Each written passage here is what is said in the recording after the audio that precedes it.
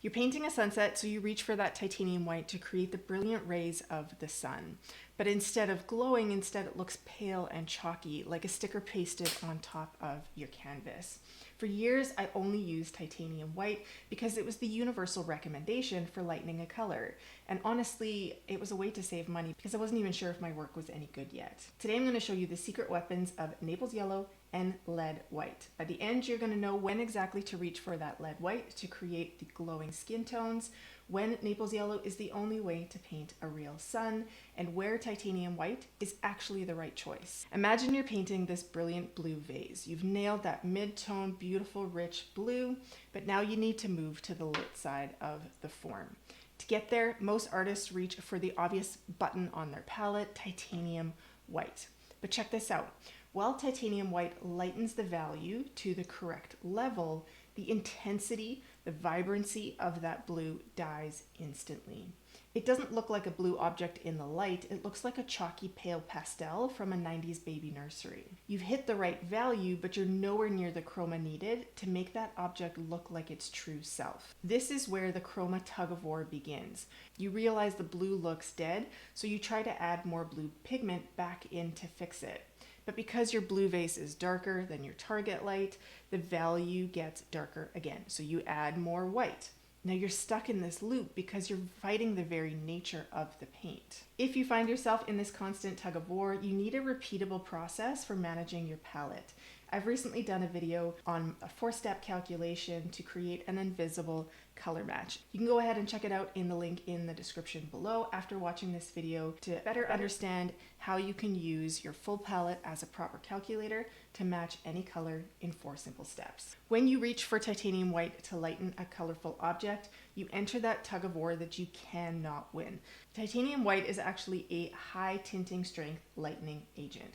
This means that it isn't just going to lighten your mixture, it's going to strip that chroma very aggressively. And it's also going to move the entire mixture in the cooler direction.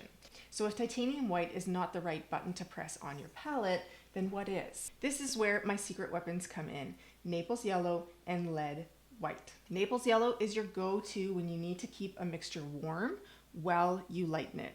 One of its strengths is its opacity. It can bulk up transparent colors like Chev Yellow or Chev Red that otherwise struggle with coverage. It also doesn't strip color nearly as fast as titanium white. However, the con is you have to watch for its yellow base.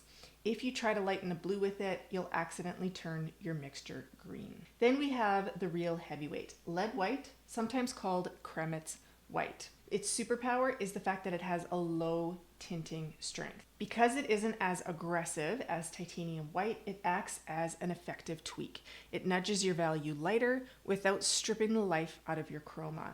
It's also slightly warmer than titanium white, which helps keep your lights looking neutral in terms of temperature.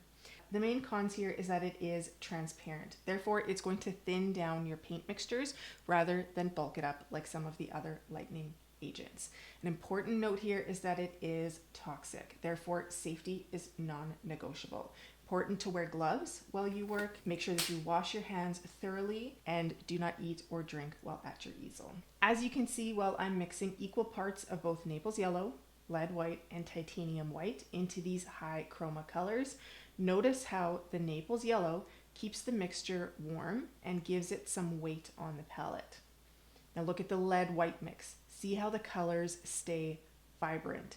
Because we aren't fighting the high tinting strength of titanium white, we aren't losing the color that we worked so hard to mix. Notice how titanium white is stripping the color from the mixtures really quickly, but also how it is bulking up the mixture. It makes the mixture much thicker and more structural. So these are the basic functions of our secret weapons compared to titanium white. But understanding their functions is only half the battle. If we don't understand how to apply this calculation to something as delicate as a portrait, you'll find yourself stuck with skin tones that look like a mask of dry, chalky makeup rather than living, breathing light. Let's take a look at why lead white is the only button to solve for the problem in scenario A. When we look at a portrait, we often see brighter lights or highlights as white, but they're almost never white when you isolate them. Using our 4-step calculation method, we first need to identify our hue profile. If you're not sure what I'm talking about, you can go ahead and check the video in the link in the description and it'll all make sense. So we need to find the color that matches most closely with this target color. I call it my pasta category, that is Naples Yellow. So we need to start with Naples Yellow and we need to match for value. Now, if we reach for that titanium white, it is going to look like dry, chalky makeup. Instead, we need to reach for that lead white. Because lead white doesn't aggressively strip the color from the mixture, and it's going to keep our mixture nice and warm, it makes sense to reach for our lead white. So now that we've matched for value, the next step is to match for chroma.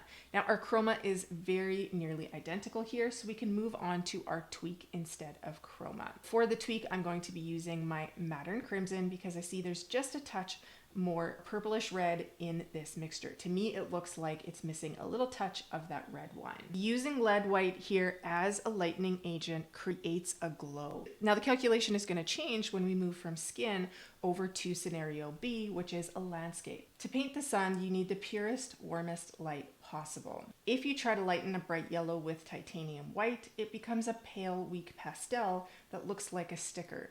Adding lead white will lighten the mixture and keep the yellow nice and vibrant. However, it will keep transparent yellows transparent, which means you will not be able to get significant coverage when you turn to the canvas. Naples Yellow is the king of sunshine. Adding it to bright yellows like Chev Yellow will darken the mixture slightly, however, it will reinforce the warmth of the color. Naples Yellow will also bulk up the mixture to make it more opaque when you apply it to the canvas. If you need to lighten the value of the mixture from here, I recommend using lead white. This allows the chroma to remain high while lightening the value slightly, keeping your sunshine vibrant and warm. This allows that light to feel real rather than washed out. However, don't throw away your titanium white just yet. It does have one superpower that these other two agents do not have. And also a lot of other great qualities once you get to know it. Titanium white's real strength is its opacity and its structure. So you're going to reach for it whenever you need to lighten a color mixture very quickly and also strip away the chroma incredibly fast. Titanium white is going to be your go-to, especially when you're trying to move a color into the cooler direction. Now, titanium white is also helpful when you need thick, bulky coverage that stands up off the canvas or when you need to cover a dark area in one quick pass. It creates the physical structure for impasto, where transparent whites like lead white just can't quite provide. When you choose the right lightening agent, you can turn a painting that looks like a painting into a world that a viewer can get lost in. They're not going to just see the sun, they're going to feel the warmth of the sun on their face. Now, even if you calculate the perfect match, your work will still look flat if you don't understand the relationship between light and shadow. To turn these vibrant mixtures into 3D art that really pops off the canvas, it's important to understand the 1/3 shadow rule. Watch this video on the real reason your paintings look flat to finish the calculation and bring your art to life.